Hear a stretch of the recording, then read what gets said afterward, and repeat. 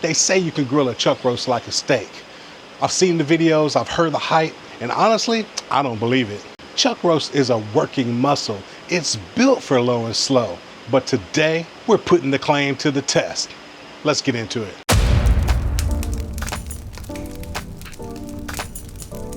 All right, so to get started here, we got our chuck roast, and this is from ButcherBox. All I've done is just truss it so I can keep it all together, and we're gonna get it seasoned up. The first layer I'm putting on is the carne asada's Wow.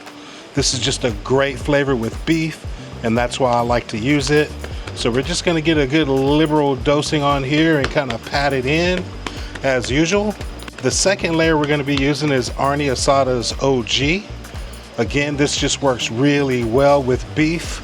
So I like to use these in combination to get a really good seasoning onto our steak, or in this case, chuck roast. All right, I'm gonna get the other side seasoned up and bring you back here in a second. All right, gang, so now that we got this chuck roast all seasoned up, we're gonna get it on the grill. Now today, we're gonna be using our Weber kettles. This is the Stealth Weber Kettle to be exact. And again, we're gonna be running that 2-zone system so that we can smoke it and then sear it off at the end. Now we're gonna be using the harder charcoal briquettes that we've gotten lighted up with the harder charcoal fire starter. And we're also gonna be using some post oak wood chunks. So now you know how we got the grill set up, so let's go ahead and get this chuck steak on. All right, so our chuck roast is going on here. Now I've got a drip pan down here, making sure it's catching all of our juices just for an easier cleanup. And because we're gonna be doing a reverse sear on this, I wanna monitor my temperatures. So I'm gonna be using my RFX meat. So I'm gonna get that put in here. RFX meat is a fantastic system. If you don't have a wireless, probe system, I highly recommend the RFX meat. Again, links will be down below so you can check it out. And we're just gonna get our lid put on the grill. All right, so we got this chuck roast onto the grill. And again, we're smoking it right now to get to our first temperature of 110 degrees because we're reverse searing it like a ribeye steak. Now, we're gonna be monitoring our temperatures again with the RFX meat, but we're running our Spider Grill's Venom on this Weber kettle, and I've got it set to 250 degrees Fahrenheit. So that's gonna maintain our temperatures for us, which will make this cook just super simple. All right, so in addition, guys, you've noticed that we've got the Woolly Bully, the kettle cap there, I'm gonna call it, onto our Weber kettle. This is a new addition. Big shout out to the guys over at Woolly Bully for sending it out for us to check it out. I've only gotten to use it once, so we're gonna crank it in this video and see how it works out for us. But again, Woolly Bully cap is onto the lid of our Weber kettle. We're running at 250 degrees Fahrenheit. We get to 110 degrees for this first part of this cook, and then we'll be able to get this chuck roast seared off like a ribeye steak. All right, so stay tuned. All right, so we just hit our 110 degrees that we were set to. And so this chuck steak has hit our 110 degrees for the first part of this cook, and this is what it's looking like so far. So we're gonna get this thing off. We're gonna let this rest, and we're gonna kick up our temperature on the grill to sear it off.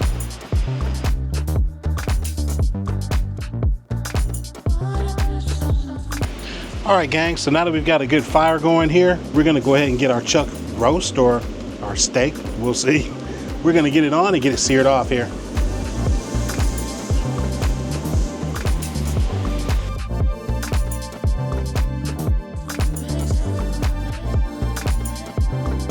All right, we're gonna give it a flip here. All right, we got some good hash marks there.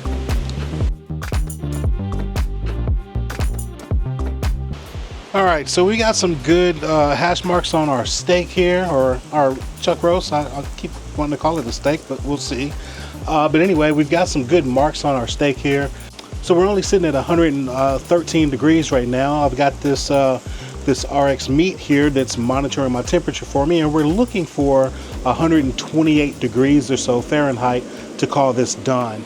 Now we just got our first flip here. Again, we got our good hash marks here. So we're gonna take this and get a good look at it. All right, now we've got another good set of marks here on our steak.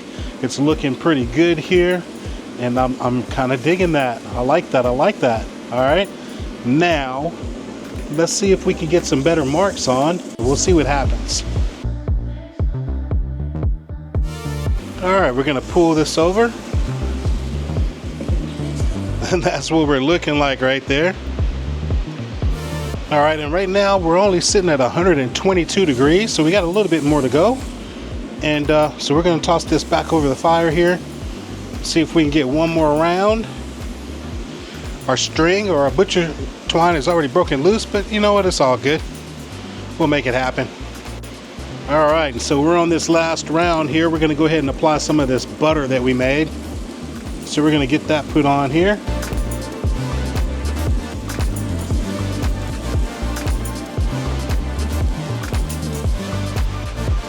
All right, so we just hit our temperature here, so we're gonna go ahead and pull this guy off.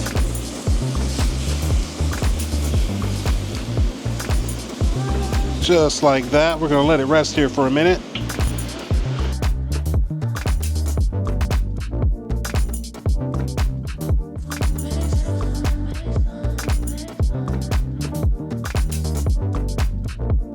All right, gang, so we got this chuck roast all seared off, got it up to the temperature we were looking for, we got it off the grill and we let it rest. Now I let it rest here for about 15-20 minutes, and now we're back at the block and ready to check it out. So let's cut into this chuck steak and let's see if it's gonna be like a ribeye steak or whatever they say it's gonna be. Let's check it out. All right, the moment of truth. Let's pull this lid off of here.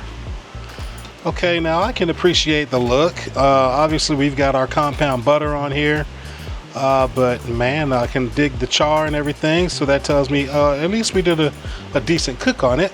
But let's go ahead and cut this thing and take a look here. Again, we're using our New West knife work. All right, now we usually go for a good medium rare here, so this is what we're looking like on this steak here. So let's get some cut.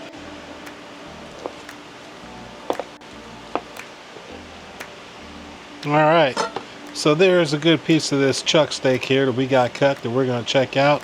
I think I'm gonna cut it down just a little bit smaller for a good bite here. But there you go.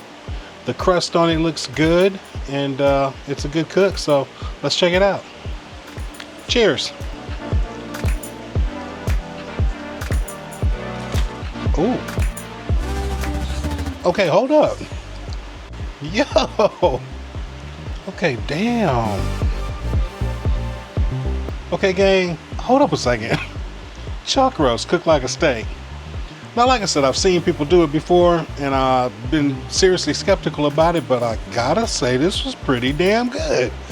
I'm not gonna say it's gonna replace my ribeye, because I am a ribeye guy after all, but this is not a bad substitute if you're trying to, you know, keep an eye on the checking account there.